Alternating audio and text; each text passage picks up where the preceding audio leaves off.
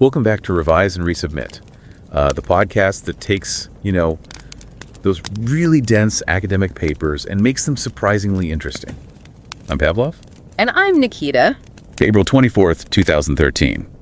That date, it immediately brings Rana Plaza to mind, doesn't it? Absolutely, in Bangladesh. Just a horrific, preventable disaster. 11,134 garment workers killed. And thousands more injured. People just making clothes that end up right here on our shelves. It was truly awful. But, what often gets glossed over in the talk about building safety is who actually owned that building. Right, I remember reading about this. He wasn't just some regular businessman. Not at all. He was what they call locally a Mastan. A politically connected criminal figure. Involved in what kind of things? Well, massive stuff. Land grabbing, serious extortion, drug trafficking, you name it. So the building collapsed. It wasn't just like bad engineering. It was a symptom of something much bigger. Exactly. It showed this deep entanglement. Violent crime completely woven into the formal global economy, the multi-billion-dollar garment industry. And that's really the heart of the research we're looking at today, isn't it? It is. We're summarizing the findings from this really carefully researched article. It's peer-reviewed, solid stuff. What's it called?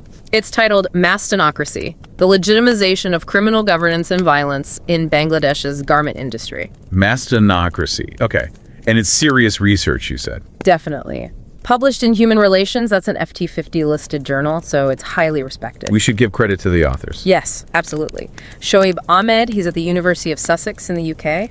Then Shandana Alawadaj at the University of Glasgow, also UK. And Kailum Jayas Singh from the University of Sheffield. Right. And we really hope you, listening, will check out the full article. Yeah. Especially if you're maybe new to academic work or starting your own research. Yeah, please do. It's a really thoughtful piece and a great example of how this kind of critical research is done ethically. The link's in the show notes for you. So this core idea they developed, Mastanocracy, what exactly does that mean? Well, simply put, they define it as a kind of hybrid political setup, one built on violent criminal governance. Okay, so not just random crime, but actual governance. Right. And the big question they tackled wasn't if crime existed, everyone knew that, but how this violent way of ruling actually becomes, accepted, legitimized. Legitimized within a supposedly formal legal industry like garment manufacturing. That's the puzzle. That's the core puzzle. So they asked two main questions to guide their work. Which were? First, how and why did these Mastans, these criminal figures, get so deeply embedded inside the factories? Okay, the embedding part. And second, how does this criminal governance actually shape the day-to-day lives, the experiences of the workers through violence, real physical violence? And you can't really answer those without understanding the context, right? The Bangladesh garment industry itself, the BGI? Absolutely not. That background is crucial. The BGI just exploded after 1978. Huge growth, wasn't it? Massive. We're talking over 4,000 registered factories now, generating billions every year. $38.48 billion in 2024 alone. Wow. But, and this is key, this super fast growth happened alongside decades of political instability, authoritarian rule. It created this kind of institutional vacuum. Perfect conditions for criminals to step in. Exactly. Perfect conditions for Mastans to thrive and become part of the system. Now, researching something like this, with systemic violence involved, the researchers themselves have to be really careful about their own position, don't they? Oh, absolutely. They talk about this. The first author, Shoaib Ahmed, had direct exposure to this kind of violence in Bangladesh, even Rana Plaza. Right. And the co-authors, they had their own experiences with political violence back in Sri Lanka. So they weren't coming at it completely cold. No. And they framed it as needing an insider-outsider view. Their personal histories gave them, a deeper understanding, a critical edge. But they also had to be aware of how their presence might affect people. Hugely aware. That kind of reflexivity, thinking about your own impact, is vital, especially when you're gathering data in places where people are already vulnerable and afraid. So, talking about data, how did they actually get this information? It sounds incredibly risky. It was, and it was very asymmetrical. They used several methods over about 6 months, in-depth interviews, focus groups, observation. Right. They spent 40 hours just observing inside 5 different factories, watching the power dynamics, how people interacted. But getting people to talk, especially the workers, that must have been the hard part. That was the major hurdle. Interestingly, the owners and managers, they were relatively open about it. Really? Wow. They almost saw the Mastans as a necessary evil. They talked about the corruption being so bad they needed the mass stands to get things done. Wow, okay, but the workers. The workers were, understandably, deeply suspicious at first. They figured anyone asking questions must be working for the owners. Why else would you be there? So how did the researchers break through that fear ethically? This was critical. They teamed up with a local NGO, a non-governmental organization that had been working in those industrial areas since 2002. Ah, so they had built-in trust. Exactly. That partnership was the key. It allowed them to conduct 80 interviews in total. That included 50 workers, both men and women, plus owners, managers, people from civil society, journalists, academics. A broad range, and they did this in safer settings. Yes, through the NGO connection. It made gathering those really difficult personal stories possible.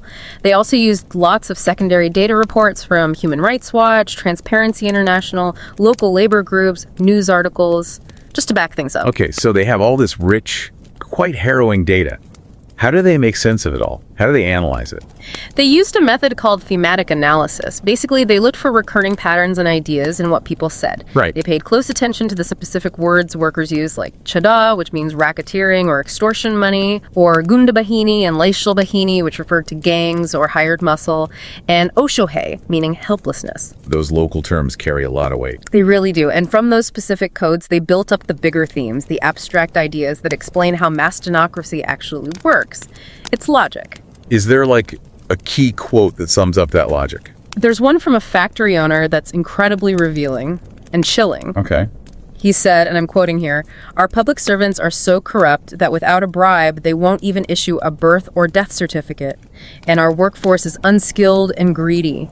If we truly want to accomplish anything here, mass stands are our only option." Wow. That just lays it bare, doesn't it? Blame the government, blame the workers. Yeah. Rely on criminals. It perfectly captures the justification, and it leads right into their first major finding, that mass stands act as these essential traders of corruption and extortion. Traders of corruption. Explain that. Okay, so the state bureaucracy is described as incredibly corrupt, getting basic things done, registering land, getting building permits, securing electricity or water connections. It all requires huge systematic bribes. Right. Standard bureaucratic hurdles, but amplified. Massively amplified. So the mass stand, often working under the protection of a politician, steps in as the fixer, the coordinator. How does that work? They essentially buy the corruption from the bureaucracy, using their connections and muscle, and then sell access or results to the factory owners, demanding their own fee, the chata. So the mass stand is actually more reliable than the state. In many ways, yeah, that's what the research suggests. One owner told them he was quoted 3 million takas by officials just to register land.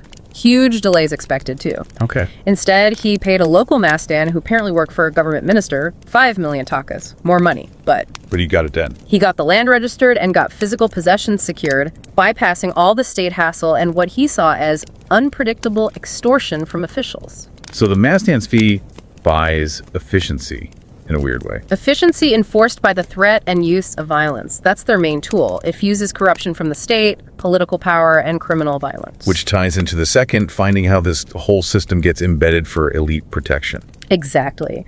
The owners and managers, they hold these really strong classist views. They described workers using terms like illiterate, uncouth, greedy. Dehumanizing language. Yeah, completely. Yeah. And this view justifies hiring the mass stands. They see them as a necessary strategic force, sometimes called a laishal bahini, like hired guards or muscle to control the workers. Control internal threats, meaning the workforce itself. Yes, primarily. Keep dissent down, keep productivity up, but also to neutralize external threats, maybe researchers asking awkward questions or NEOs trying to organize workers. So the mass stands are basically the factory's private security, but with criminal connections. And their reach goes way beyond the factory floor. This is crucial. They control workers' lives outside the factory, too. How so? Especially in the slums where many workers live. These slums are often owned by the same political elites who protect the mass stands. Ah, the connection again. Right. So the mass stands act as rent collectors using violence. The researchers heard stories like during COVID-19, a worker couldn't pay rent. What happened? Mass stands came to his room, literally threw all his belongings out into the street, and threatened his family. Just brutal enforcement. Total control. They function as this constant surveillance system and the muscle for both the factory owners and the political figures. Fear keeps people in line. And they even control who gets jobs. Yes, they often act as employment gatekeepers, particularly for migrant workers coming from rural areas. How would that work? Pay for a job? Pretty much. Workers have to pay chada, sometimes a cut of their very first salary, and then maybe regular small fees just to get hired through a Mastan's connection. So the Mastan ensures a supply of workers who are already indebted or intimidated. Exactly. Workers who are less likely to cause trouble, less likely to organize because they know who controls their job, and maybe even their housing. They're seen as ideal workers from the management perspective. Which brings us to the third finding, which sounds the most direct. Mastans as agents of violence and the rule of fear. Yeah, this is where the physical reality hits hardest. Managers literally described Mastans as their emergency service providers available on call. Like calling security, but But you're calling violent criminals who operate with impunity. The violence isn't random, it's targeted. It's instrumental. what do you mean by instrument? It's used specifically to discipline workers, to crush any sign of dissent, and to make it crystal clear who holds the power. The researchers documented some really harrowing examples. Can you share one? Okay. There was a factory owned by a member of parliament, an MP. His son was a director there. Right. The son accused a young female worker of theft, confined her, allegedly assaulted her.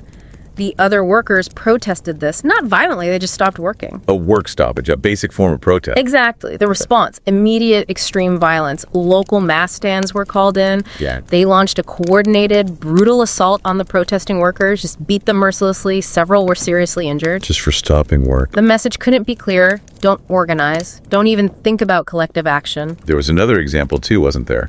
About unpaid wages. Yes. Workers were simply asking when they'd receive their overdue Eid festival wages.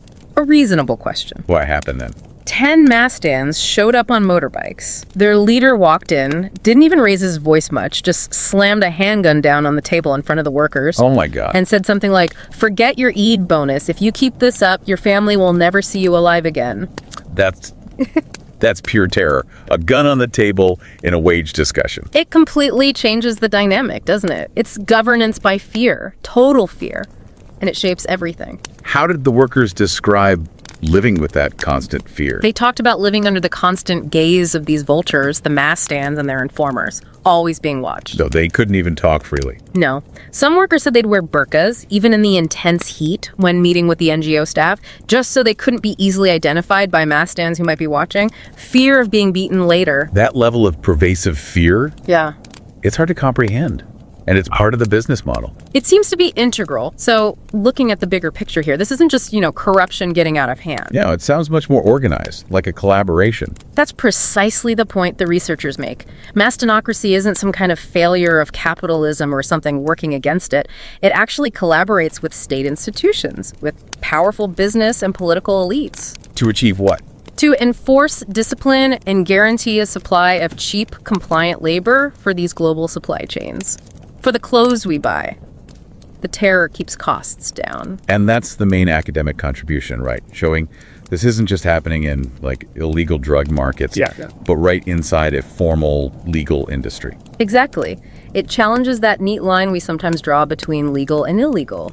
Here, criminal governance is deeply embedded within the legal structure of global fast fashion. It pushes the boundaries of how we usually think about where criminal governance operates. And how is this violence ultimately justified or legitimized in their view? It comes back to that class ideology, dehumanizing the workers, seeing them as dirty people, as unruly, needing control. Like that owner's quote again. Yes. The owner who gave that chilling summary put it even more bluntly later. He said, "Brother, this is Bangladesh. You cannot govern an unruly nation without some degree of violence." And apparently, he gave a sinister laugh after saying it. Framing brutality as necessary for development. Necessary for industrial development. That's the ultimate disturbing justification they found. So, to wrap it up, Mastinocracy is this hybrid system. It's violent, it involves criminals, but it's embedded right within the Bangladesh garment industry. Yeah, governing workers' lives completely, from survival to death, as the authors put it. All to ensure the flow of cheap fashion around the world. And the research shows it's sustained by political elites, kind of hidden under the banner of state building or economic progress. Precisely. Which leaves us with a really important question to think about for you listening. Well, if this kind of violent system is so useful for securing cheap labor in Bangladesh's garment sector, where else might it be happening? You mean in other industries? Other places? Yeah. Think about other labor-intensive supply chains in the global south. Cocoa farming, maybe? Mining, fishing, tea plantations. Could similar regimes of violent criminal governance be operating there too? Even with all the global oversight and human rights talk. That's the unsettling question, isn't it? Despite the frameworks we have, could these systems be persisting, hidden in plain sight, justified as necessary for development? That is definitely something to think about, something worth exploring further. And don't forget to subscribe to Revise and Resubmit on Spotify and Apple Podcasts. Until next time, keep those minds curious, keep questioning, and keep revising and resubmitting.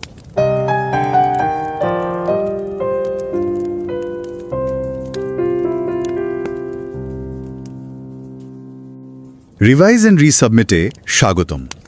আমি Pavlov. আর আমি নিকিতা। ভাবুন তো একবার, একজন গবেষক, তিনি তার গবেষণা প্রকল্পের জন্য তথ্য সংগ্রহ করতে গেছেন। ধরুন কোনো কারখানার কাছাকাছি একটা এলাকায় কাজ করছেন, বেশ মানুষের সাথে কথা বলছেন। হঠাৎ করে কি হলো, তাকে ঘিরে ধরল কিছু স্থানীয় লোক, যাদের আমরা মাস্তান বলে চিনি। তারপর শুরু হলো এক খুব অস্বস্তিকর জেরা। আপনার পরিচয় কি, এখানে কেন, গবেষণার উদ্দেশ্য, টাকা কে দিচ্ছে এই গবেষণার জন্য?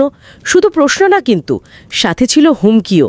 যেমন ধরুন, আমরা কিন্তু আপনাকে এখন চিনে রাখলাম, হ্যাঁ, খুঁজে বের করতে খুব একটা সমস্যা হবে না। বা এমন কথাও যে, দেখুন, গার্মেন্টস শিল্পের যদি কোনো ক্ষতি হয় আপনিও কিন্তু বিপদে পড়বেন, মনে রাখবেন। এটা কিন্তু কোনো গল্প না। আজকের আলোচনার কেন্দ্রে যে গবেষণাপত্রটা আছে, তারই একজন লেখকের বাস্তব অভিজ্ঞতা। এটা শুনলেই বোঝা যায় কতটা স্পর্শকাতর আর ক্ষেত্রবিশেষে বিপজ্জনক পরিস্থিতির মধ্যে দিয়ে কাজটা হয়েছে। হ্যাঁ, এই অভিজ্ঞতাটা গবেষণার গভীরতা আর চারপাশের ঝুঁকিটা বুঝতে খুব সাহায্য করে।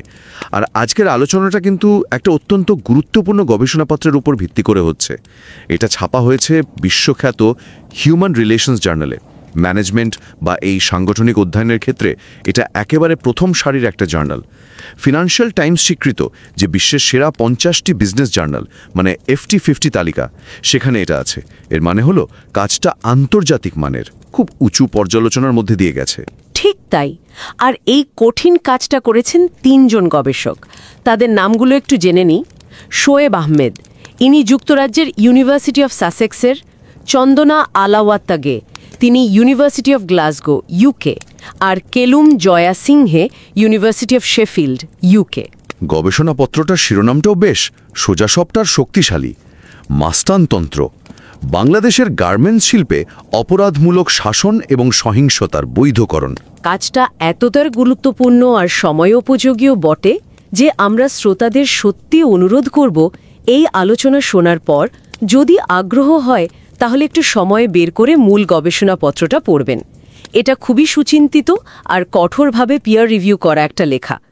এর লিঙ্কটা আমরা শো নোটসে দিয়ে দিয়েছি। মূল লেখাটা পড়া দরকার এর গভীরতা বুঝতে। আমাদের আজকের এই আলোচনার লক্ষ্যটা হলো এই জটিল কিন্তু খুব জরুরি গবেষণাটাকে যতটা সম্ভব সহজ ভাষায় বলা, বিশেষ করে তাদের কথা ভেবে যারা হয়তো একাডেমিক গবেষণার জগতের সাথে অতটা পরিচিত নন বা ধরুন নিজেদের গবেষণা শুরু করতে চলেছেন। আমরা চেষ্টা করব গবেষণার মূল তত্ত্ব, তথ্য সংগ্রহের পদ্ধতি, ফলাফল বিশ্লেষণ আর যে গবেষণা কৌশল ব্যবহার করা হয়েছে, এইগুলো প্রাতিষ্ঠানিক জটিল শব্দ এড়িয়ে সহজ করে বলতে। ঠিক কোন সমস্যাটাকে নিয়ে? আমরা তো জানি বাংলাদেশের গার্মেন্টস শিল্প অর্থনীতির জন্য কতটা জরুরি, কিন্তু এটাও সত্যি যে এই শিল্পে শ্রমিকদের ওপর সহিংসতার ঘটনা এটা তো নতুন না। রানা প্লাজার মতো এত বড় ঘটনার পরেও তো সহিংসতা থামেনি। গবেষকরা এই প্রশ্নটাই তুলেছেন, কেন এমন হচ্ছে? এর পেছনে কি শুধু বাজারের চাপ নাকি অন্য কিছু আছে? ঠিক এখানে গবেষণাটার মূল ফোকাস। গবেষকরা বলছেন এই যে লাগাতার সহিংসতা, এর কারণ শুধু বাজারের ওই অদৃশ্য হাত না, এর পেছনে কিছু নির্দিষ্ট কর্তা বা এজেন্ট তারা সক্রিয় ভূমিকা রাখছে। আর এই এজেন্টদের মধ্যে অন্যতম প্রধান হল মাস্তান। তাই গবেষণাটা দুটো মূল প্রশ্নের উত্তর খুঁজছে। এক, কিভাবে এবং কেন এই মাস্তানরা বাংলাদেশের গার্মেন্টস কারখানাগুলোতে বা এর আশেপাশে একটা শাসন ব্যবস্থার অংশ হয়ে গেল। আর দুই, এই যে অপরাধমূলক শাসন ব্যবস্থাটা তৈরি হলো, এটা সহিংসতার মাধ্যমে কিভাবে শ্রমিকদের প্রতিদিনকার জীবন, তাদের অভিজ্ঞতাকে প্রভাবিত করছে? এই প্রশ্নগুলোর উত্তর দিতে গিয়ে তো গবেষকরা একটা নতুন ধারণা সামনে এনেছেন, মাস্তানতন্ত্র বা মাস্টারনক্রেসি। শব্দটা শুনলেই একটা কিছু মনে হয়, কিন্তু একাডেমিকভাবে এর মানেটা ঠিক কি? এটা কি শুধুই গুন্ডাদের শাসন? না, ঠিক তা নয়। গবেষকরা খুব পরিষ্কার করে বলছেন এটা সাধারণ অপরাধী চক্রের শাসন বা গ্যাং রুল, তেমনটা নয়। তাদের মতে মাস্তানতন্ত্র হলো একটা মিশ্র রাজনৈতিক ব্যবস্থা, মানে হাইব্রিড পলিটিক্যাল ফরমেশন। এর মানে কি? মানে হলো এখানে বৈধ আর অবৈধ ক্ষমতার একটা খুব জটিল জাল তৈরি হয়েছে। এই জালে জড়িয়ে আছে কারা? রাষ্ট্রীয় আমলাতন্ত্রের কিছু অংশ, শিল্পের পুঁজি মানে মালিকপক্ষ, আর স্থানীয় রাজনৈতিক ক্ষমতা। আর এই পুরো ব্যবস্থাটার মূল কাজটা হলো প্রভাবশালী রাজনৈতিক আর অর্থনৈতিক এলিটদের স্বার্থ রক্ষা করা। আর সেই স্বার্থ রক্ষার একটা বড় উপায় হলো শ্রম শৃঙ্খলা বজায় রাখা। আর শৃঙ্খলা বজায় রাখতে গিয়ে সহিংসতাকে একটা হাতিয়ার হিসেবে ব্যবহার করা হয়। সুতরাং এটা অবশ্যই অপরাধমূলক শাসনের, ক্রিমিনাল গভর্নেন্সের একটা রূপ, কিন্তু এর চরিত্রটা মিশ্র, হাইব্রিড। বিষয়টা তাহলে বেশ জটিল দেখাচ্ছে। আচ্ছা, এই মাস্তানতন্ত্র ধারণাটা অন্যান্য যে অপরাধমূলক শাসনের ধারণা আমরা শুনি, যেমন ধরুন মাফিয়া বা মাদক কার্টেল, এগুলোর থেকে ঠিক কিভাবে আলাদা? এই পার্থক্যটা বোঝা দরকারি। হ্যাঁ, অবশ্যই। এখানেই গবেষণাটার একটা তাত্ত্বিক জোর আছে। গবেষকরা দেখিয়েছেন মাস্তানতন্ত্রের কয়েকটা বিশেষ বৈশিষ্ট্য আছে। যেমন ধরুন, মাফিয়া বা কার্টেল এরা অনেক সময় রাষ্ট্রের প্রতিদ্বন্দ্বী হয়ে ওঠে বা রাষ্ট্রের বাইরে একটা সমান্তরাল অর্থনীতি চালায়। কিন্তু মাস্তানতন্ত্রের সম্পর্কটা রাষ্ট্র বা এই যে আনুষ্ঠানিক অর্থনীতি, যেমন গার্মেন্টস শিল্প, এদের সাথে অনেকটা বলতে পারেন মিথজীবী, সিম্বায়োটিক। এরা রাষ্ট্র বা পুঁজির বিরুদ্ধে যায় না, বরং প্রায়শই তাদের সহযোগী হিসেবে কাজ করে। এদের অর্থনৈতিক ভিত্তিটাও শুধু অবৈধ বাজার, যেমন মাদক বা অস্ত্র, তা নয়, বরং এরা বৈধ রপ্তানিমুখী শিল্পের ভিতর থেকেই আয় করে। কিভাবে? ওই যে চাঁদাবাজি, দুর্নীতিতে মধ্যস্থতা, শ্রমিক নিয়ন্ত্রণ, এসবের মাধ্যমে। কাদের উপর এরা সহিংসতা চালায়? মূলত প্রান্তিক শ্রমিক, ইউনিয়ন কর্মী বা যারা শ্রমিকদের অধিকার নিয়ে একটু সোচ্চার, এনজিও কর্মী, সাংবাদিক, এমনকি গবেষক, তাদের দমন করে। সহিংসতার ধরনটাও শুধু খুন খারাপির মতো বড় অপরাধ নয়, বরং রোজগার হুমকি, মারধর, অপমান, যা দিয়ে শ্রমিকদের মনে ভয় ঢুকিয়ে রাখা যায়, শৃঙ্খলা বজায় রাখা যায়। অন্য কিছু গবেষণায়, যেমন জুলফিকার বা প্রসাদের কাজে পাকিস্তানের বিরাদারি সিস্টেমের কথা আছে। সেটাও এক ধরনের অনানুষ্ঠানিক শাসন। কিন্তু মাস্তানতন্ত্রের এই যে মিশ্র প্রকৃতি আর একটা বৈধ রপ্তানিমুখী শিল্পের ভেতরে পুঁজিবাদের স্বার্থে কাজ করা, এই বিষয়টা একে আলাদা করেছে। যারা নতুন গবেষণা করছেন তাদের জন্য এটা কিন্তু একটা ভালো উদাহরণ যে কিভাবে পরিচিত একটা ধারণাকে নতুন প্রেক্ষাপটে ফেলে তার বৈশিষ্ট্যগুলো বিশ্লেষণ করে একটা নতুন তত্ত্ব বা ধারণা তৈরি করা যায়। সত্যি খুব ইন্টারেস্টিং বিশ্লেষণ। এই যে মাস্তানতন্ত্রের ধারণা, এর বৈশিষ্ট্যগুলো বললেন, গবেষকরা এই সিদ্ধান্তে পৌঁছালেন কিভাবে? মানে তাদের গবেষণা পদ্ধতিটা কেমন ছিল? তারা মূলত একটা গভীর কেস স্টাডি বা ইনডেপথ কেস স্টাডি পদ্ধতি ব্যবহার করেছেন। এর মানে হলো তারা একটা নির্দিষ্ট বিষয় বা ক্ষেত্রকে, এই ক্ষেত্রে বাংলাদেশের গার্মেন্টস শিল্পকে, খুব গভীরভাবে নানা দিক থেকে পর্যবেক্ষণ ও বিশ্লেষণ করেছেন। এই শিল্পের ইতিহাস, এর বিশাল ব্যাপ্তি, হাজার হাজার কারখানা, যার মধ্যে অনেকগুলো আবার অনিবন্ধিত, শ্রমিকদের অবস্থা, স্থানীয় ও জাতীয় রাজনীতির সাথে এর সম্পর্ক, এই সব কিছুই তাদের গবেষণার প্রেক্ষাপট তৈরি করেছে। কেস স্টাডি পদ্ধতিটা গবেষকদের সাহায্য করে কোনো বিষয়ের গভীরে গিয়ে তার ভেতরের জটিল সম্পর্কগুলো বুঝতে। বোঝা গেল। আর এই গভীর বিশ্লেষণের জন্য তথ্য পেলেন কোথা থেকে? কাদের সাথে কথা বললেন তারা? তথ্য সংগ্রহের জন্য তারা অনেক রকম পদ্ধতি ব্যবহার করেছেন। গবেষণার ভাষায় যাকে বলে ট্রায়াঙ্গুলেশন। এর মধ্যে ছিল শ্রমিক, কারখানার ম্যানেজার, মালিক, এনজিও কর্মী যারা শ্রমিক অধিকার নিয়ে কাজ করেন, সাংবাদিক, আর এই বিষয়ে অভিজ্ঞ অন্য গবেষক। এদের সাথে গভীর সাক্ষাৎকার নেওয়া, মানে ইনডেপথ ইন্টারভিউ। এছাড়া তারা শ্রমিকদের নিয়ে ফোকাস গ্রুপ আলোচনা করেছেন আর কারখানার আশেপাশে শ্রমিকদের জীবনযাত্রা, তাদের কথাবার্তা, এগুলো অংশগ্রহণ না করে পর্যবেক্ষণ করেছেন। নন পার্টিসিপেট অবজারভেশন, মানে তথ্যের উৎসে বেশ বৈচিত্র্য ছিল যাতে একটা পুরোপুরি চিত্র পাওয়া যায়। তবে এই তথ্য সংগ্রহ কিন্তু মোটেও সহজ ছিল না। শ্রমিকদের মনে ভয়, অবিশ্বাস, তাদের আস্থা অর্জন করাটাই ছিল একটা বিরাট চ্যালেঞ্জ। গবেষকদের নিজেদের অবস্থান নিয়েও ভাবতে হয়েছে। যেমন প্রথম লেখকের বাংলাদেশি পরিচয় তাকে হয়তো কিছু সুবিধা দিয়েছে, কিন্তু ঝুঁকিও তৈরি করেছে। আবার শ্রীলঙ্কান সহলেখকদের বাইরের দৃষ্টিকোণ হয়তো অন্যভাবে বুঝতে সাহায্য করেছে। আর ওই যে শুরুতে বলছিলাম, ফিল্ড ওয়ার্ক করতে গিয়ে প্রথম লেখক নিজে মাস্তানদের জিজ্ঞাসাবাদের মুখে পড়েছিলেন, সিংসরতায় সাক্ষী হয়েছিলেন, সেই অভিজ্ঞতাগুলো তো আছে। এসব প্রাথমিক তথ্যের পাশাপাশি তারা বিভিন্ন রিপোর্ট, খবরের কাগজের প্রতিবেদন, অন্যান্য গবেষণা থেকেও তথ্য নিয়েছেন, মানে সেকেন্ডারি ডেটা। এই মিশ্র পদ্ধতি গবেষণাটার বিশ্বাসযোগ্যতা বাড়িয়েছে। এত রকম জায়গা থেকে এত তথ্য, সেগুলোকে তো নিশ্চয়ই খুব ভালোভাবে বিশ্লেষণ করতে হয়েছে। সেই বিশ্লেষণের পদ্ধতিটা কি ছিল? হ্যাঁ, এখানেই আসে তথ্য বিশ্লেষণের প্রশ্নটা। তারা মূলত থিমেটিক অ্যানালিসিস পদ্ধতি ব্যবহার করেছেন। সহজ করে বললে, এই পদ্ধতিতে গবেষকরা সংগৃহীত সব তথ্য, সাক্ষাৎকারের লেখারূপ, ফোকাস গ্রুপের আলোচনা, পর্যবেক্ষণের নোট, এগুলো থেকে বারবার উঠে আসা মূল বিষয় বা প্যাটার্নগুলোকে খুঁজে বের করেন। তারা অংশগ্রহণকারীদের মুখে শোনা নির্দিষ্ট শব্দ বা কথা, যেমন ধরুন মাস্তান, গুন্ডা বাহিনী, লাঠিয়াল বাহিনী, অত্যাচার, চাঁদা, দুর্নীতি, অসহায়, জমিদার, এগুলোকে প্রথমে চিহ্নিত করেন, কোডিং যাকে বলে। তারপর এই কোডগুলোকে এক জায়গায় এনে বড় বড় থিম বা মূল বক্তব্য তৈরি করেন। যেমন ধরুন, একজন কারখানার মালিক হয়তো সাক্ষাৎকারে বললেন, সরকারি অফিসারদের ঘুষ দিয়ে কাজ করাতে যে সময় আর টাকা লাগে, তার চেয়ে মাস্তানদের টাকা দিলে কাজ দ্রুত হয়। এরা শিক্ষিত ভদ্রলোকদের চেয়ে হাজার গুণ ভালো। এই ধরনের কথা থেকে গবেষকরা কয়েকটা থিম পেতে পারেন, যেমন রাষ্ট্রীয় প্রতিষ্ঠানে দুর্নীতি, কাজের জন্য মাস্তানদের ওপর নির্ভরতা, সহিংসতার প্রতি পরোক্ষ সমর্থন বা বৈধতা দেওয়া। এই থিমগুলোই পরে গবেষণার মূল ফলাফল তৈরি করতে সাহায্য করেছে। তাদের গবেষণাপত্রের ফিগার 1-এ এই পুরো বিশ্লেষণ প্রক্রিয়াটা একটা ছবির মাধ্যমে দেখানো আছে, যা বুঝতে সাহায্য করে কিভাবে তারা তথ্য থেকে একটা মডেলে পৌঁছালেন। গবেষকরা মাস্তানদের মূলত 3টে একে অপরের সাথে জড়িত ভূমিকা খুঁজে পেয়েছেন। প্রথমটা হলো তারা দুর্নীতি ও চাঁদাবাজির কারবারি, traders of corruption and extortion. এই বিষয়টা একটু খুলে বলুন, কিভাবে তারা দুর্নীতির কারবার করে? দেখুন, বাংলাদেশের যে কোনো ব্যবসা, বিশেষ করে গার্মেন্টস কারখানা করতে গেলে অনেক সরকারি অনুমোদন লাগে।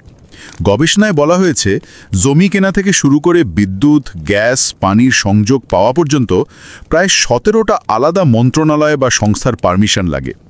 আর অভিযোগ হলো, প্রায় প্রত্যেকটা ধাপেই ঘুষ বা স্পিড মানি দিতে হয়।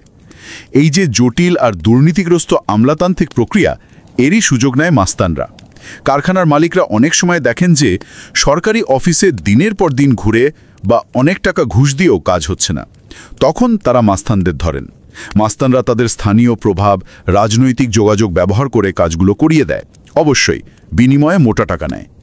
একজন মালিকের কথা তো আগেই বললাম, যিনি মনে করেন জমির রেজিস্ট্রেশন আর দখল পেতে সরকারি লোককে 3 মিলিয়ন টাকা ঘুষ দেওয়ার চেয়ে মাস্তানকে 5 মিলিয়ন দিয়ে কাজ করানো অনেক বেশি কার্যকর। এর পাশাপাশি আছে নিয়মিত চাঁদা আদায়। কারখানা তৈরির সময় থেকে শুরু করে মাল আনা নেওয়া, এমনকি রোজগার কাজ চালু রাখার জন্য স্থানীয় মাস্তানদের চাঁদা দিতে হয়। আর এই মাস্তানদের পিছনে থাকে স্থানীয় বা জাতীয় পর্যায়ের প্রভাবশালী রাজনৈতিক নেতা, গডফাদার বলতে পারেন, যারা এদের আশ্রয় দেয় আর এই সিস্টেম থেকে নিজেরাও লাভবান হয়। স্বত্বভোগী বা ব্রোকারের মতো কাজ করছে। একদম ঠিক। গবেষকরা বলছেন, মাস্তানরা একদিকে যেমন আমলাতন্ত্র আর রাজনৈতিক ব্যবস্থার দুর্নীতিকে একটা কেনাবেচার পণ্য বানিয়ে ফেলেছে, তেমনি অন্যদিকে তারা ক্লায়েন্টদের, যেমন কারখানার মালিকদের কাছে সেই সেবা বিক্রি করছে, অবশ্যই রাজনৈতিক ছত্রছায়ায়। এই পুরো প্রক্রিয়ায় তাদের মূলধন হলো যোগাযোগ, আর প্রধান অস্ত্র হলো সহিংসতা বা তার হুমকি। তারা দুর্নীতির বাজারে মধ্যস্থতাকারী। বোঝা গেল। আচ্ছা, এদের দ্বিতীয় ভূমিকাটা কি?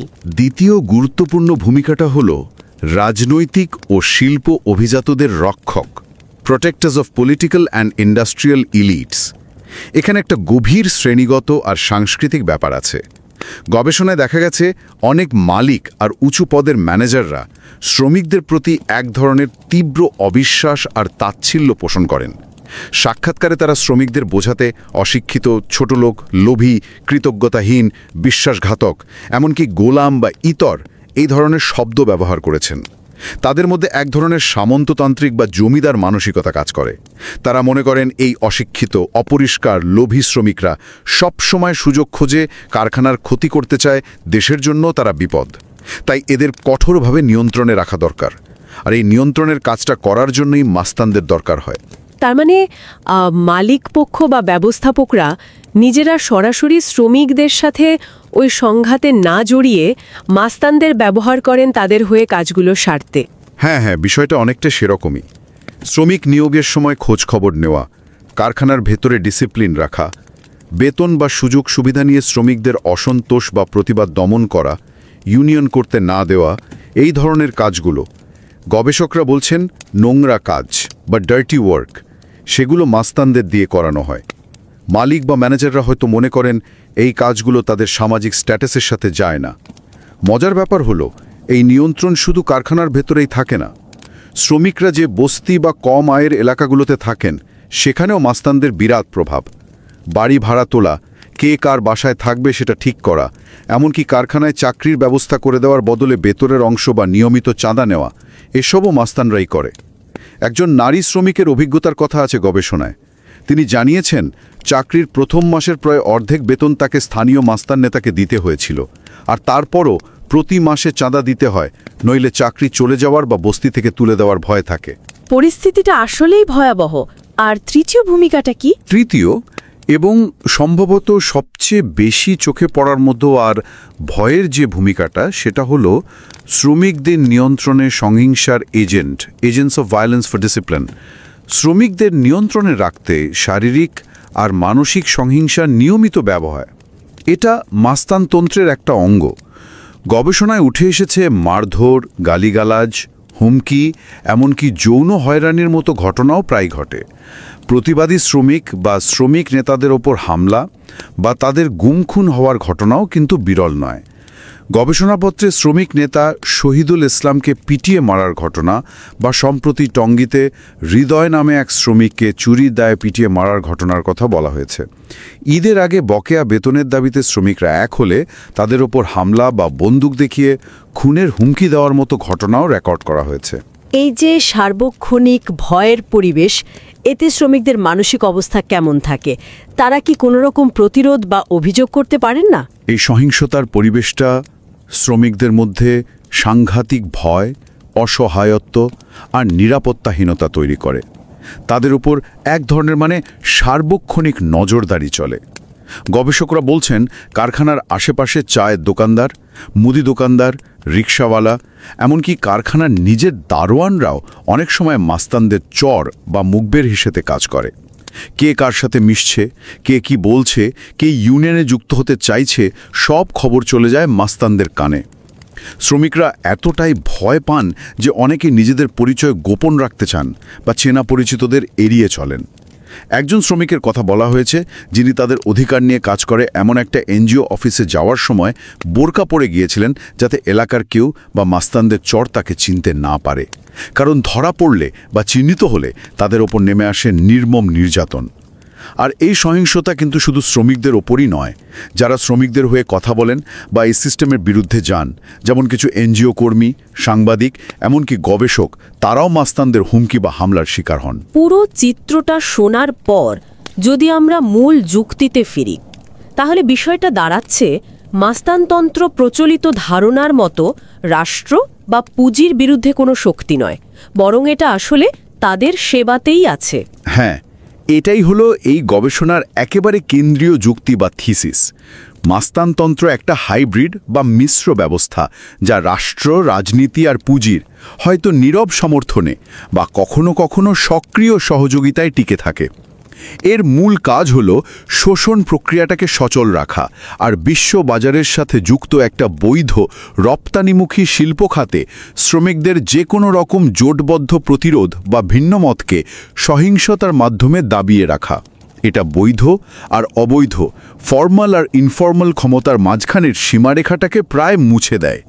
এর মাধ্যমে প্রভাবশালী রাজনৈতিক আর অর্থনৈতিক এলিটরা লাভবান হন, কিন্তু এর সামাজিক আর মানবিক দামটা দিতে হয় মূলত প্রান্তিক শ্রমিকদের, যাদের শ্রমের ওপরেই কিন্তু এই পুরো শিল্পটা দাঁড়িয়ে আছে। খুবই গুরুত্বপূর্ণ এবং গভীর পর্যবেক্ষণ। এই আলোচনার একদম শেষে এসে যদি সংক্ষেপে জানতে চাই, এই গবেষণাটির মূল একাডেমিক অবদানগুলো কি? সংক্ষেপে বললে দুটো প্রধান অবদানের কথা বলা যায়। প্রথমত, এটা অপরাধমূলক শাসনের ধারণাকে শুধু অবৈধ অর্থনীতি বা ব্যর্থ রাষ্ট্রের গণ্ডিতে না রেখে একটা চালু, বৈধ, আনুষ্ঠানিক শিল্প খাতের, যেমন বাংলাদেশের গার্মেন্ট শিল্প, ভেতরেও এর উপস্থিতি এবং কার্যকলাপকে জোরালোভাবে প্রমাণ করেছে। এটা দেখিয়েছে কিভাবে অপরাধমূলক শাসন আনুষ্ঠানিক অর্থনৈতিক অংশ হতে পারে। আর দ্বিতীয়ত, গবেষণাটা শুধু কারখানার ভেতরে সহিংসতা নয়, বরং কারখানার বাইরে শ্রমিকদের বাসস্থানে তাদের সামাজিক জীবনে ঘটে যাওয়া সহিংসতা আর স্থানীয় সংস্কৃতি ও শ্রেণীগত দৃষ্টিভঙ্গি, ওই যে শ্রমিকদের ছোট লোক বা ইতর ভাবা, কিভাবে এই পুরো সহিংস ব্যবস্থাটাকে টিকিয়ে রাখতে আর এক ধরনের সামাজিক বৈধতা বা গ্রহণযোগ্যতা দিতে সাহায্য করে, সেই জটিল দিকটা সামনে এনেছে। আলোচনাটা নিঃসন্দেহে আমাদের অনেককে নতুন করে ভাবাবে। আচ্ছা, আমাদের শ্রোতাদের জন্য যদি একটা শেষ প্রশ্ন বা ভাবনার খোরাক রেখে যেতে হয়, যা এই আলোচনার ভিত্তিতে তারা নিজেরা চিন্তা করতে পারেন।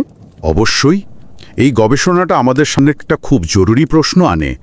অপরাধ, আনুষ্ঠানিক শিল্প আর রাষ্ট্রীয় ক্ষমতার এই যে জটিল আর গভীর জোট, যেখানে বৈধ অবৈধের সীমারেখা ঝাপসা, সেখানে আসলে জবাবদিহিতার ধারণাটা কেমন হতে পারে? কার কাছে জবাব চাইবে শ্রমিকরা? অথবা আরেকটু বড় করে ভাবলে, যখন আন্তর্জাতিক ব্র্যান্ডগুলো বা আমরা সাধারণ ক্রেতারা বিশ্বজুড়ে মেড ইন বাংলাদেশ বা অন্য কোনো উন্নয়নশীল দেশের লেবেল দেওয়া পোশাক কিনি, তখন আমরা কি কোনোভাবে হয়তো নিজের অজান্তেই এই ধরনের একটা জটিল আর কখনো কখনো সহিংস ব্যবস্থাকে টিকিয়ে রাখতে সাহায্য করছি? আর শেষে, যেমনটা গবেষণাপত্রটার উপসংহারেও ইশারা করা হয়েছে, গ্লোবাল সাউথের অন্যান্য দেশে বা অন্য কোনো শ্রমনির্ভর শিল্পে, যেমন ধরুন কোকোয়া, মাছ, পাম অয়েল বা চা শিল্পে, সেখানেও কি একই ধরনের অপরাধমূলক শাসনের খেলা চলতে পারে? এই প্রশ্নগুলো হয়তো এই আলোচনার পরিধির বাইরে, কিন্তু এই গবেষণা আমাদের সেই গভীরতর অনুসন্ধানের দিকেই ঠেলে দেয়।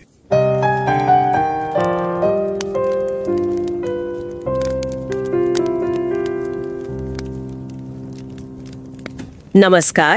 रिवाइज एंड रीसबमिट में आपका स्वागत है। मैं हूं पावलोव और मैं हूं निकिता। कल्पना कीजिए ढाका का बाहरी इलाका, भीड़ भाड़ वाला एक इंडस्ट्रियल एरिया, सुबह का वक्त है। एक रिसर्चर, एक शोधकर्ता फैक्ट्री गेट के पास खड़ा है। वो मजदूरों से बात करने की कोशिश कर रहा है।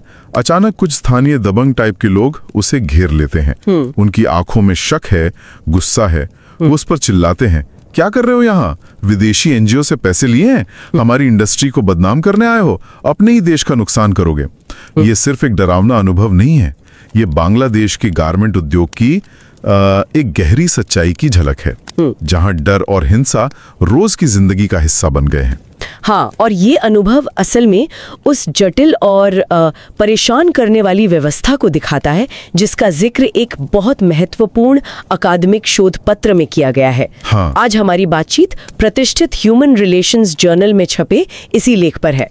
अच्छा, ह्यूमन रिलेशंस, ये तो बहुत जाना माना जर्नल है। जी हाँ, फाइनेंशियल टाइम्स की जो टॉप 50 अकादमिक जर्नलों की सूची है, FT50 लिस्ट, उसमें शामिल है। मतलब अकादमिक दुनिया में इसे बहुत ही प्रतिष्ठित और कठोर शोध का प्रतीक माना जाता है। और इस बेहतरीन शोध के लेखक कौन है? इसके लेखक है यूनिवर्सिटी ऑफ ससेक्स यूके से Shoaib Ahmed, university of Glasgow UK से चंदना अलवाटगे और यूनिवर्सिटी ऑफ शेफील्ड यूके से केलम जेसिंगे। हम सभी सुनने वालों से, खास तौर पर उन लोगों से जो अकादमिक शोध की दुनिया में नए हैं या शायद अपनी रिसर्च जर्नी शुरू ही कर रहे हैं, ये ज़रूर कहेंगे कि वे इस गहन और कठोरता से समीक्षित लेख को पढ़ने के लिए समय ज़रूर निकालें। हाँ, ये ज़रूरी है। लिंक हमने शो नोट्स में दिया है। आज हम कोशिश करेंगे कि इसके जो मुख्य विचार हैं उन्हें सरल भाषा में समझें और साथ ही ये भी देखें कि भाई इस तरह का शोध होता कैसे है। हाँ, मतलब थ्योरी कैसे बनती है, जानकारी कैसे जुटाई जाती है। बिल्कुल, डेटा सोर्सिंग, नतीजों का विश्लेषण, वो सब बिल्कुल सरल तरीके से। ठीक है, तो चलिए उस शुरुआती किस्से पर वापस आते हैं। उसके पीछे की पूरी कहानी क्या है? ये शोध जो बांग्लादेश के विशाल रेडीमेड गारमेंट उद्योग मतलब बीजेआई पर है। हाँ, बांग्लादेश रेडीमेड गारमेंट इंडस्ट्री। हाँ, तो ये इसी सवाल की पड़ताल करता है ना। ये इंडस्ट्री जो ग्लोबल इकोनॉमी का इतना बड़ा हिस्सा है, लेकिन 2013 के राणा प्लाजा हादसे जैसी भयानक घटनाओं के लिए भी जानी जाती है। जी। तो लेख यही पूछता है कि इस उद्योग में इतनी हिंसा क्यों है? क्या ये सिर्फ खराब माहौल या बाजार के दबाव का नतीजा है? लेखकों का तर्क है कि ये मामला उससे कहीं ज्यादा पेचीदा है। वे सिर्फ मार्केट फोर्सेस या बुरी वर्किंग कंडीशंस पर ही ध्यान नहीं देते, बल्कि उन खास किरदारों पर फोकस करते हैं जिन्हें वहाँ मस्तान कहा जाता है। मस्तान? हाँ, मस्तान। ये राजनीतिक रूप से जुड़े हुए कह सकते हैं कि अपराधी तत्व हैं जो हिंसा का इस्तेमाल करते हैं। तो लेख के जो मुख्य सवाल है वो ये हैं, कैसे और क्यों ये मस्तान बांग्लादेश के गारमेंट कारखानों की व्यवस्था का एक अटूट हिस्सा बन गए हैं, और कैसे ये जो आपराधिक शासन प्रणाली है वो हिंसा के जरिए मजदूरों की जिंदगी और उनके अनुभवों को मतलब आकार देती है। ये सिर्फ गुंडे नहीं है, ये एक सिस्टम का हिस्सा है। और इसी सिस्टम को समझाने के लिए लेखकों ने एक नया शब्द इस्तेमाल किया है, मस्तानोक्रेसी। बिल्कुल, मस्तानोक्रेसी। ये शब्द ही अपने आप में बहुत कुछ कह रहा है। हाँ, और मस्तानोक्रेसी सिर्फ संगठित अपराध या कोई माफिया राज नहीं है। ये शासन का एक मिला जुला एक हाइब्रिड रूप है। इसमें मस्तानों का जो अवैध और हिंसक नेटवर्क है वो राज्य की नौकरशाही मतलब सरकारी अफसरशाही और इंडस्ट्रियल कैपिटल यानी फैक्ट्री मालिक, अच्छा, उनके साथ उलझ गया है। ये एक ऐसी व्यवस्था है जहां राजनीतिक और आर्थिक रूप से जो ताकतवर लोग हैं उनके हितों को साधने के लिए मजदूरों पर काबू पाने के लिए हिंसा का इस्तेमाल लगभग जायज मान लिया जाता है। जायज मान लिया जाता है। हाँ, मतलब सिस्टम के अंदर ही। ये पारंपरिक क्रिमिनल गैंग से अलग है क्योंकि ये अक्सर राज्य या पूंजी के खिलाफ नहीं बल्कि उनके साथ मिलकर काम करता है, खासकर मजदूरों को कंट्रोल करने के लिए। तो ये तो कानूनी और गैर कानूनी का एक अजीब सा गालमेल हो गया। बिल्कुल, एक खतरनाक मिश्रण है जहां गैर कानूनी तरीके कानूनी व्यवस्था को बनाए रखने में मदद करते हैं। ये जानना वाकई चौंकाने वाला है कि कैसे ये मस्तान सिस्टम का हिस्सा बन गए। लेकिन सवाल यह है कि शोधकर्ताओं ने इतनी संवेदनशील और कह सकते हैं खतरनाक जानकारी जुटाई कैसे, खासकर वो जो शुरू में किस्सा सुनाया उसे ध्यान में रखते हुए। अकादमिक शोध में डेटा इकट्ठा करना तो वैसे भी मुश्किल होता है, यहाँ तो और भी मुश्किल रहा होगा। हाँ, ये एक बड़ा सवाल है, खासकर उन लोगों के लिए जो खुद रिसर्च करना चाहते हैं। शोधकर्ताओं ने सिर्फ सुनी सुनाई बातों पर भरोसा नहीं किया, उन्होंने गहराई से जानने के लिए कई तरीके अपनाए। इसे केस स्टडी अप्रोच कहते हैं। उन्होंने कुल 80 लोगों से सीधी गहराई से बातचीत की। 80 लोगों से? हाँ, इनमें फैक्ट्री मालिक थे, मैनेजर थे और सबसे अहम मजदूर शामिल थे। इसके अलावा उन्होंने एनजीओ कार्यकर्ताओं, पत्रकारों और दूसरे एकेडमिक्स से भी बात की जो इस इंडस्ट्री को समझते हैं। यानी सिर्फ इंटरव्यू ही नहीं लिए, और भी कुछ किया? नहीं, बिल्कुल नहीं। उन्होंने खुद फैक्ट्रियों में जाकर देखा कि वहाँ माहौल कैसा है। इसे ऑब्जर्वेशन या निरीक्षण कहते हैं। करीब 40 घंटे उन्होंने फैक्ट्रियों के अंदर बिताए। साथ ही उन्होंने कई रिपोर्ट्स, न्यूज़ आर्टिकल्स और दूसरे एकेडमिक प्रकाशनों का भी अध्ययन किया। अच्छा, देख कई सारे स्रोत इस्तेमाल किए। जी, इस तरह अलग अलग स्रोतों से जानकारी जुटाने को ट्रायंगुलेशन कहते हैं। इसका फायदा ये होता है कि अलग अलग तरीकों से मिली जानकारी को मिलाकर एक ज्यादा मुकम्मल और भरोसेमंद तस्वीर बन पाती है। ये जानना उन लोगों के लिए जरूरी है जो अपना शोध शुरू कर रहे हैं कि कैसे अलग अलग तरीकों से डेटा जमा करके अपने नतीजों को पुख्ता किया जाता है। यहाँ ये भी समझना जरूरी होगा कि शोधकर्ता खुद कहाँ से आते हैं, उनकी अपनी पोजिशनैलिटी क्या है। अकादमिक शोध में ये आजकल बहुत जरूरी माना जाता है। बिल्कुल सही कहा आपने। लेखकों ने इस पर बहुत ध्यान दिया है। वे खुद बांग्लादेश और श्रीलंका जैसे गारमेंट उत्पादक देशों से हैं। उन्होंने अपने समाजों में ऐसी हिंसा और जटिलताएं देखी हैं, लेकिन अब वे यूके में स्थित अकादमिक हैं। तो ये जो अंदरूनी बाहरी नजरिया है, इनसाइडर आउटसाइडर पर्सपेक्टिव, हाँ, इससे उन्हें मुद्दे की गहरी समझ भी मिली और वे एक बाहरी विश्लेषणात्मक नजरिए से भी देख पाएं। शोध में यह पारदर्शिता रखना जरूरी होता है कि आपका अपना अनुभव आपके नजरिए को कैसे आकार दे सकता है। फिर उन्होंने जो भी जानकारी जुटाई उसका बहुत सावधानी से विश्लेषण किया। उन्होंने बार बार दोहराए जाने वाले शब्दों और विचारों पर ध्यान केंद्रित किया, जैसे मस्तान, उत्तोचार जिसका मतलब है हिंसा, चांदा यानी रंगदारी, दुर्नीति भ्रष्टाचार, ओशो है लाचारी। इस प्रक्रिया को थीमेटिक एनालिसिस या विषयगत विश्लेषण कहते हैं। अच्छा, ये गुणात्मक शोध या क्वालिटेटिव रिसर्च में काफी आम है। इससे उन्हें यह समझने में मदद मिली कि ये पूरी व्यवस्था कैसे काम करती है और लोगों के असली अनुभव क्या हैं। तो इस गहन शोध और विश्लेषण से आखिर पता क्या चला? इन मस्तानों की असल भूमिका क्या है इस पूरी व्यवस्था में? शोध से पता चला कि मस्तान औद्योगिक क्षेत्रों में लगभग हर जगह मौजूद हैं। फैक्ट्री गेट के पास, चाय की दुकानों पर, यहाँ तक कि मैनेजरों के दफ्तरों में भी। जैसा हमने शुरू में सुना, शोधकर्ता ने तो खुद उनके डराने धमकाने वाले रवैये का अनुभव किया था। लेखकों ने पाया कि इस पूरी मस्तानोक्रेसी को चलाने में उनकी 3 खास भूमिकाएं हैं। अच्छा, 3 भूमिकाएं। पहली क्या है? पहली भूमिका है भ्रष्टाचार के सौदागर, ट्रेडर्स ऑफ करप्शन। भ्रष्टाचार के सौदागर मतलब? देखिए, बांग्लादेश में व्यवस्थागत भ्रष्टाचार एक जानी मानी समस्या है। ट्रांसपेरेंसी इंटरनेशनल जैसी संस्थाओं की रिपोर्ट्स में भी ये बात आती है। फैक्ट्री लगाने से लेकर मान लीजिए बिजली पानी का कनेक्शन लेना हो या सरकारी इंस्पेक्शन से बचना हो, कई कामों के लिए कथित तौर पर रिश्वत देनी पड़ती है। ऐसे में फैक्ट्री मालिक अक्सर मस्तानों की मदद लेते हैं।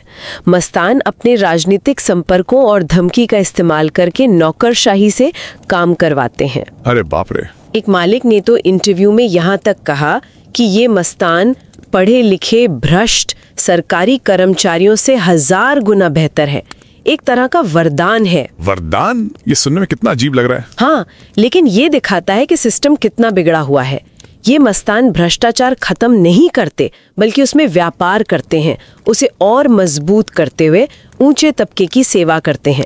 वे इस सिस्टम की खामियों का फायदा उठाकर उसे चलाते हैं। ये तो बड़ा अजीब विरोधाभास है। मतलब जो खुद गैर कानूनी है, वे कानूनी काम करवाने में मदद कर रहे हैं, वो भी गैर कानूनी तरीकों से। तो फिर दूसरी भूमिका क्या है इनकी? दूसरी भूमिका है अभिजात वर्ग के रक्षक, प्रोटेक्टर्स ऑफ एलिट्स। अभिजात वर्ग के रक्षक? हाँ, शोध में ये बात साफ उभर कर आई कि फैक्ट्री मालिक और मैनेजर मजदूरों पर गहरा अविश्वास करते हैं। वे मजदूरों को अक्सर अनपढ़, लालची, गुलाम, इथौर, जिसका मतलब होता है निम्न लोग, और यहाँ तक कि एक संभावित खतरा मानते हैं। एक मालिक ने कहा, ये लोग मजदूर बर्बर हैं, अपने भले बुरे को समझने में असमर्थ हैं।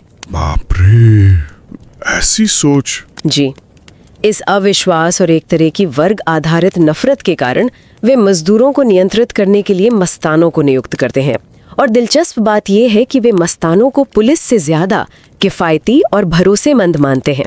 पुलिस से ज्यादा भरोसेमंद? हाँ, उनका मानना था कि पुलिस तो दोनों तरफ से रिश्वत ले सकती है, पर मस्तान अपने सिद्धांतों पर टिके रहते हैं, चाहे वो सिद्धांत हिंसा और जबरदस्ती पर ही क्यों ना आधारित हो।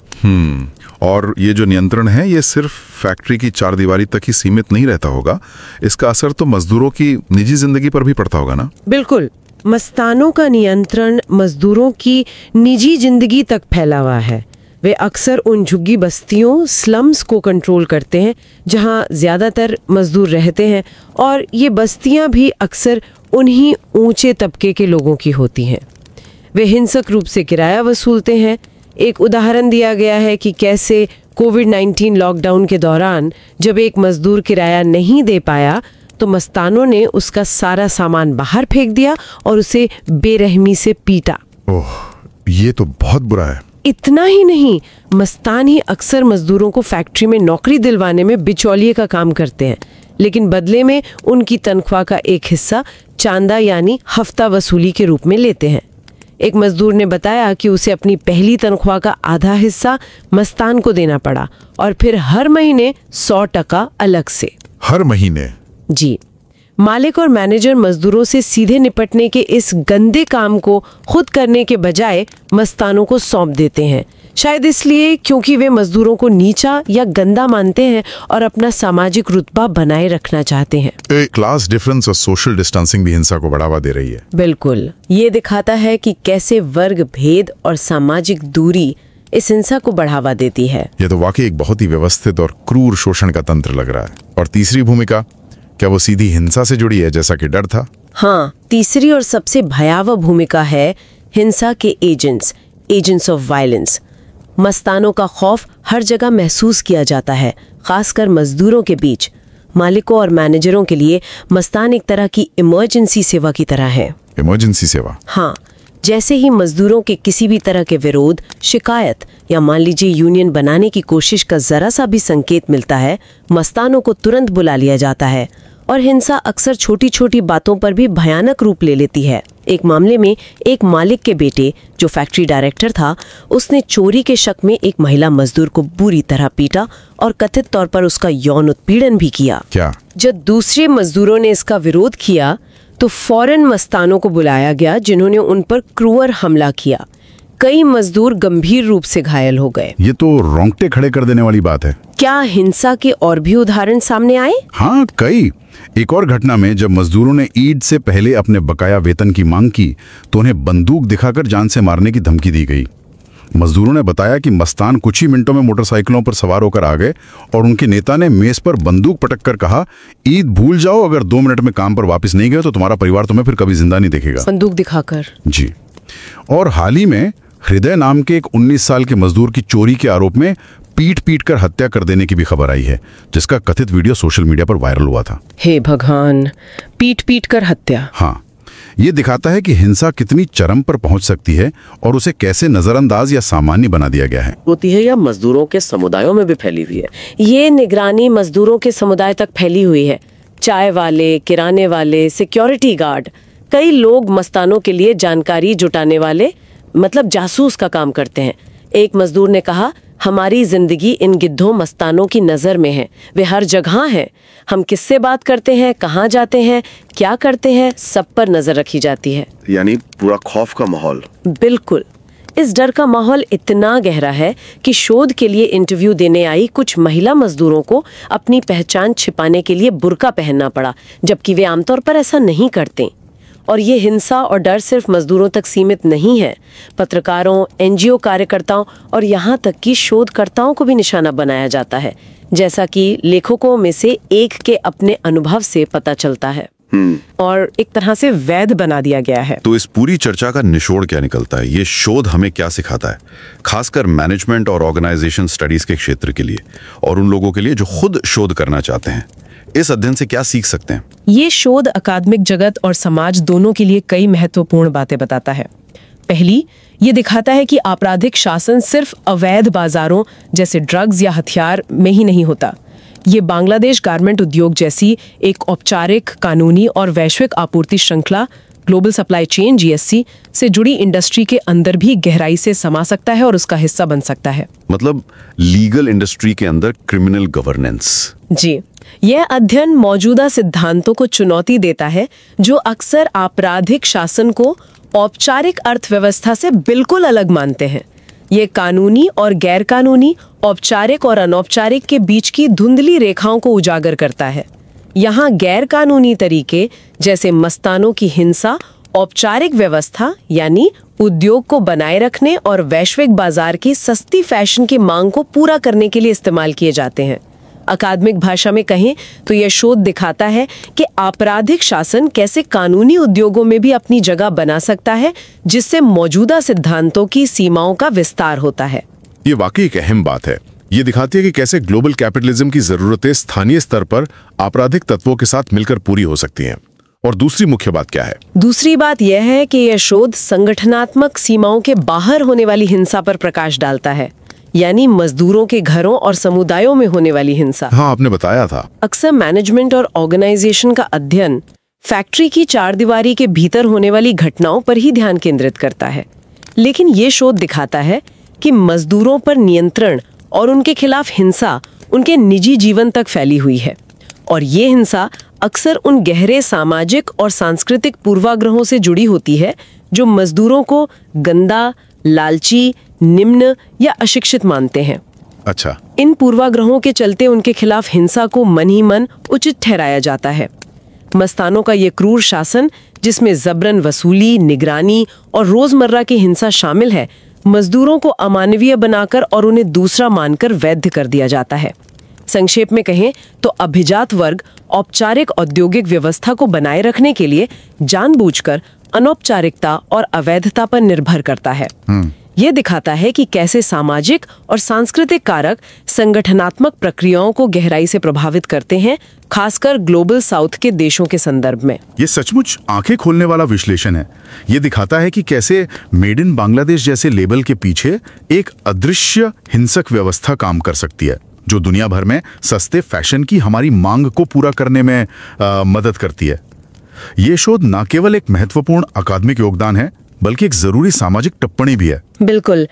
तो कुल मिलाकर इस शोध से कुछ मुख्य बातें सामने आती हैं। एक, मस्तानोक्रेसी एक ऐसी मिलीजुली व्यवस्था है जहां अपराध, राजनीति और उद्योग मिलकर काम करते हैं। 2, मस्तान 3 तरह से काम करते हैं: भ्रष्टाचार के सौदागर, अभिजात वर्ग के रक्षक और हिंसा के एजेंट। 3, ये नियंत्रण फैक्ट्री से बाहर मजदूरों के जीवन तक फैला हुआ है।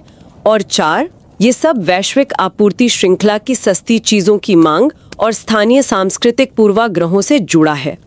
मस्तानोक्रेसी की ये अवधारणा हमें याद दिलाती है कि कैसे स्थानीय शक्ति संरचनाएं, भ्रष्टाचार और हिंसा वैश्विक पूंजीवाद की मांगों को पूरा करने के लिए आपस में जुड़ सकती हैं, जिसका खामियाजा अक्सर सबसे कमजोर लोगों को भुगतना पड़ता है। और ये हमें सोचने पर मजबूर करता है कि अगर इस तरह की आपराधिक व्यवस्था वैश्विक आपूर्ति श्रृंखलाओं से जुड़ी एक कानूनी इंडस्ट्री में इस कदर जड़ें जमा सकती हैं, तो हमारे रोजमर्रा के जीवन में इस्तेमाल होने वाले दूसरे उत्पादों के पीछे, चाहे वो कोको हो, कॉफी हो या हमारे हाथ में मौजूद इलेक्ट्रॉनिक्स, उनके पीछे छिपी अदृश्य कहानियां क्या हो सकती हैं?